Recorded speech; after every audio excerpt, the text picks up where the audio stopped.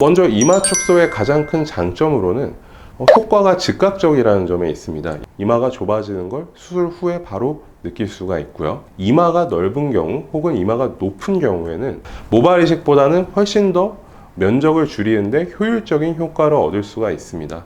다만 가장 큰 단점은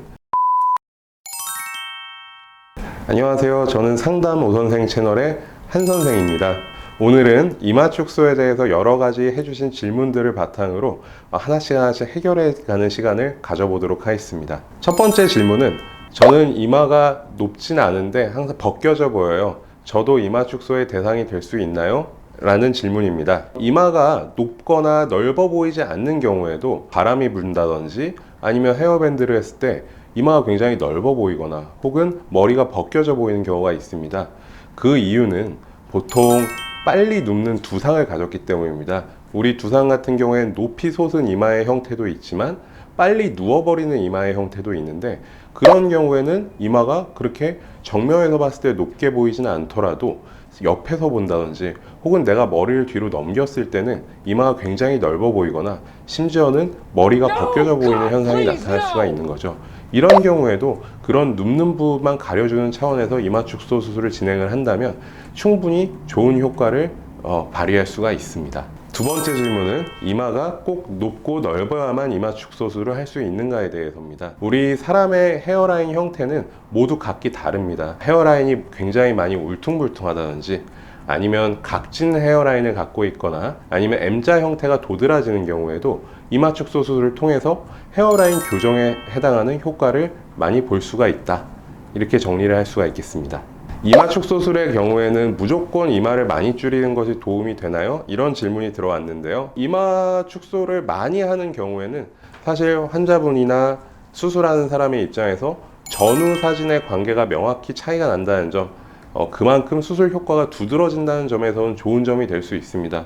하지만 내가 이마를 얼굴 전체의 형태나 비율을 고려하지 않고 무작정 줄이게 된다면 나중에는 납작해진 이마의 형태나 아니면 이마가 너무 좁아서 광대가 도드라진다든지 혹은 턱이 좀 더 길어 보이는 효과를 얻을 수가 있기 때문에 무엇보다 상담 당시에 꼼꼼한 진찰과 디자인을 통해서 내가 어느 정도 위치까지 이마를 줄일 수 있고 내가 다음번에 얻는 비율은 어떤 것이 될 것인지에 대해서 상담을 하는 게 무엇보다 중요하다고 할 수 있겠습니다.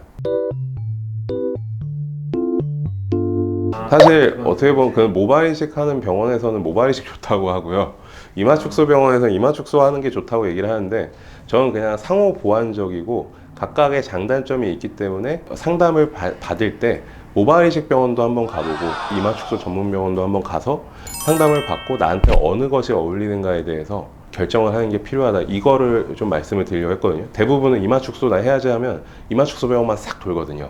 근데 제가 그걸 보고 모발 이식 병원 가세요 하고 보낸 경우가 굉장히 많아요. 이마 축소보다는 모발 이식이 좀 더 도움이 될 것 같다는 경우가 있는 거죠. 우리가 지금까지 이마 모양을 좀 더 예쁘게 만들기 위해서 헤어라인을 둥글게 만든다든지 아니면 내가 모발이 좀 부족한 부분을 채워 넣기 위해서 하는 시술 중에 대표적으로 몇 가지 시술들이 있습니다. 첫 번째로는 당연히 이마 축소가 있을 수가 있고요. 두 번째로는 반영구 화장, 헤어라인 쉐딩이라고도 하죠. 마지막으로는 모발 이식을 통해서 헤어라인을 좀 더 가지런하게 만들거나 이마를 좀 더 줄일 수 있는 효과를 얻는 경우도 있습니다. 먼저 이마 축소의 가장 큰 장점으로는 효과가 즉각적이라는 점에 있습니다. 이마가 좁아지는 걸 수술 후에 바로 느낄 수가 있고요. 이마가 넓은 경우 혹은 이마가 높은 경우에는 모발 이식보다는 훨씬 더 면적을 줄이는데 효율적인 효과를 얻을 수가 있습니다. 수술 비용적인 문제에 있어서도 이마 축소가 조금 더 경제적인 면이 좀 더 있을 수 있겠죠. 다만 가장 큰 단점은 우리가 이마 축소를 통한 흉터는 영원히 없어지진 않는다는 점입니다. 대부분의 후기들이나 혹은 인터넷에 나와 있는 사진들을 본다면 거의 흉터가 눈에 띄지 않는구나 이런 식으로 생각하는 경우가 많은데요. 이마 축소로 인한 흉터는 정말 자세히 본다면 절대 없어지지 않는다는 점에 대해서 꼭 한번 생각을 해보실 필요가 있을 것 같습니다. 그 다음으로는 모발 이식의 장점, 흉터가 남지 않는다는 가장 큰 장점이 있을 거고요. 그리고 내가 모발이 조금 빈 부분 혹은 잔머리밖에 없다든지 이마가 좀 넓은 경우에는 모발 이식을 통해서 헤어라인을 좀 더 가지런하게 다듬고 이마를 조금 더 축소할 수 있다는 장점이 있을 수가 있습니다. 다만 이마 축소술과 비교했을 때 단점 같은 경우에는 이마 전체적으로 면적을 줄이는 데는 확실히 이마 축소가 좀 더 유리하다는 점을 꼽을 수가 있겠고요. 아무래도 모발 이식 같은 경우에는 바로 효과가 나타나지 않고 한 몇 개월 정도에 걸쳐서 모발이 다시 자라나는 기간이 필요하기 때문에 이런 이마 축소술과 모발 이식의 장단점을 확실히 알고 수술 상담을 받으실 때 조금 더 내가 어느 쪽에 어울리는지 판단하는 것이 중요하다고 할 수가 있겠습니다. 반영구 화장의 같은 경우에는 가장 큰 장점은 시술이 간단하고 효율적이면서 경제적이라는 점을 들 수가 있겠죠. 이마 축소술과 모발 이식술 같은 경우에는 어쨌든 수술이기 때문에 그에 따른 회복 기간 혹은 염증에 대한 걱정 혹은 수술 후에 생길 수 있는 합병증 이런 것들에 대한 기간이 어느 정도 된다고 한다면 반영구 화장은 무엇보다도 그런 점에서 간단하고 효율적인 시술이라고 할 수가 있겠습니다. 다만 이제 반영구 화장 같은 경우에 색깔이 좀 더 빠진다든지 그럴 경우에 다시 한번 해야 될 필요가 있을 수가 있고요. 반영구 화장을 조금 많이 하는 경우에는 오히려 좀 부자연스러운 모양, M자 헤어라인이라든지 모발이 잘 없는 부분을 가리기 위해서 반영구 화장을 했는데 오히려 해놨더니 좀 더 부자연스럽더라. 그래서 나는 한 효과가 없다. 이런 효과를 얻을 수가 있기 때문에 신중하게 결정을 하셔야 될 것 같습니다.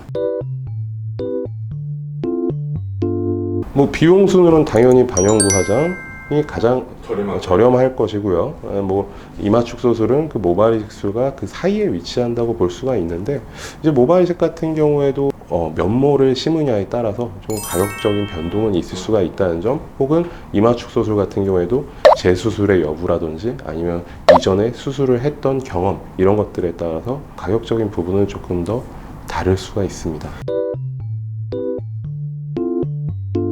제가 상담을 많이 하면서 느끼는 점은 결국은 이마 축소술과 모발 이식 같은 경우에는 무엇이 나한테 맞느냐가 먼저 있을 수가 있고요.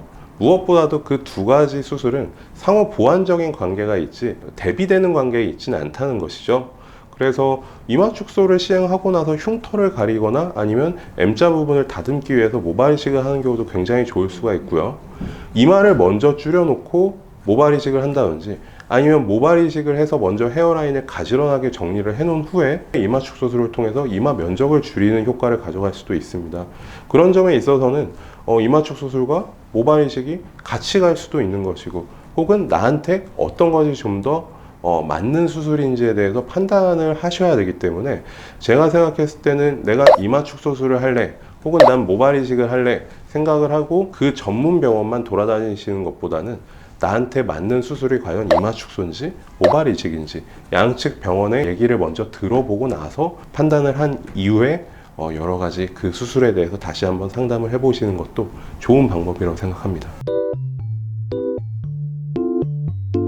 수술 후에 헤어라인 반영구 화장 같은 경우에는 굉장히 좀 추천을 드리는 편입니다. 이마 축소술을 통해서 완벽하게 해결할 수 없는 M자나 혹은 각진 모양의 경우에는 헤어라인 반영구 화장을 통해서 좀 더 흉터도 잘 가릴 수가 있고 이제 숱이 조금 없는 부분이라든지 모발이 좀 빈 부분들을 커버할 수 있다는 점에서 반영구 화장도 분명히 이마 축소술과 상호 보완적인 관계에 있다. 어느 것이 어떤 수술이 우월하다 혹은 어떤 시술 하나만 해야 된다 이런 것들은 아니라는 거죠.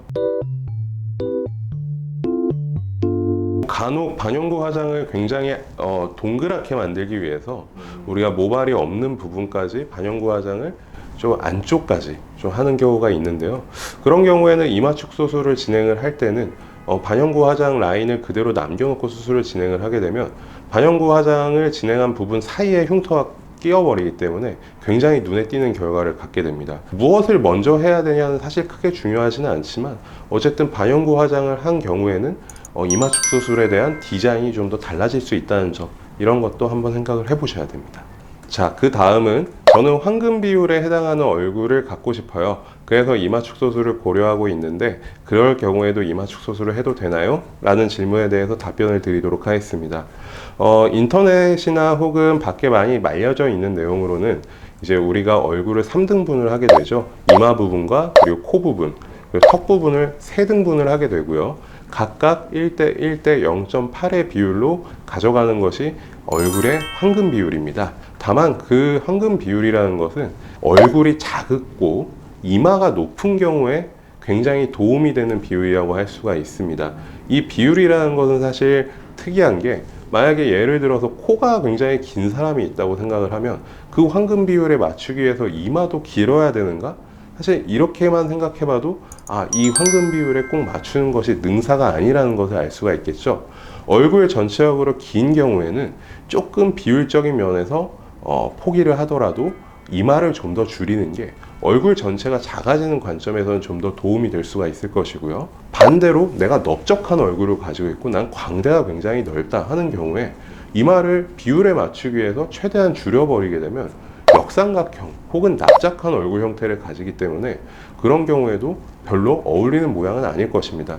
가장 중요한 것은 내가 가진 얼굴 형태가 어떤 형태인가, 내가 긴 얼굴인가, 혹은 조금 타원형의 얼굴, 혹은 좀 더 둥근 얼굴에 가까운가, 얼굴 전체적인 비율을 먼저 고려를 하고요. 이마의 모양도 고려를 해야 됩니다. 이마가 굉장히 높은 경우에는 이마 축소술을 최대한 하는 것이 도움이 될 수는 있지만, 내가 이마가 가로 길이가 넓은데 이마 세로 길이만 많이 줄여버린다면 납작한 박스처럼 굉장히 각진 형태가 돼버린다는 것이죠.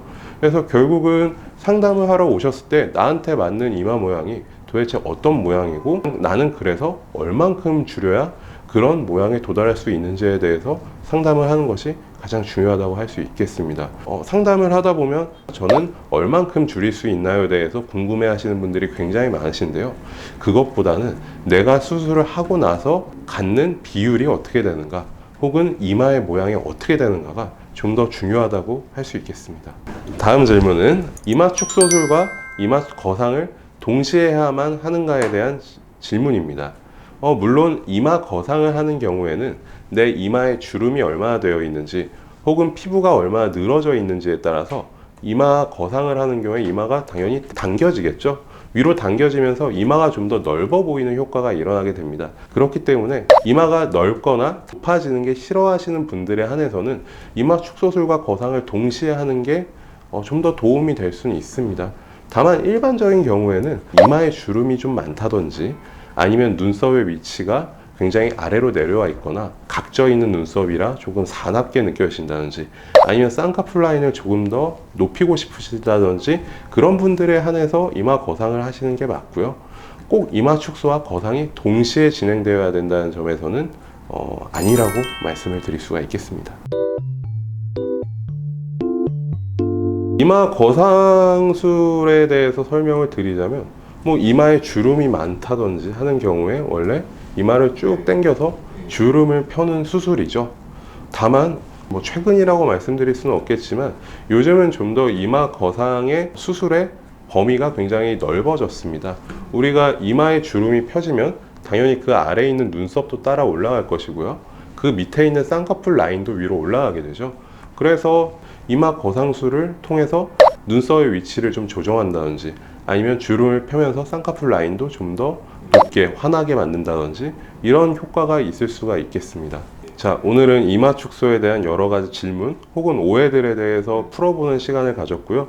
두 번째로는 이마 축소술과 모발 이식, 그리고 반영구 화장은 과연 어떤 관계가 있는지, 나는 어떤 것이 좀 더 하는 것이 맞는지에 대해서 설명을 드렸습니다. 다음 시간에도 이마 축소술 혹은 이마 쪽에 대한 수술에 대해서 좀 더 자세한 설명 드리도록 하겠습니다. 다음번에는 이제 이마 축소술의 좀 더 디테일한 면에 대해서 좀 들어가 보도록 하겠습니다. 이제 이마 축소술을 고민하시는 분들이 수술 방법에 대해서 여러 가지가 있을 수가 있는데, 대표적으로 두 가지죠. 이마 축소술을 시행을 할 때 고정하는 방법이 녹는 실을 사용하느냐, 혹은 어떤 기구를 사용해서 고정을 하느냐, 이 차이가 있을 수가 있는데, 그 차이에 대해서 명확하게 알려드리도록 하겠습니다. 고맙습니다.